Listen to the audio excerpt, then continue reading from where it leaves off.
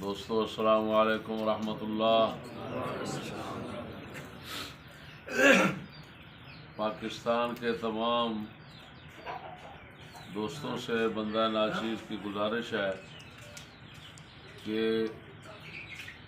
اپنے جلسوں کے علاوہ کسی اور کے جلسے میں بالکل نہیں جانا اور اپنے جلسے میں شریک ہونے کی کسی کو دعوت نہیں دینی۔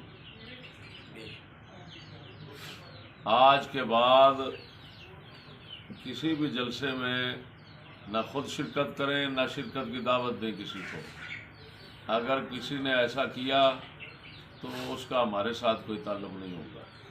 السلام علیکم ورحمۃ اللہ وبرکاتہ۔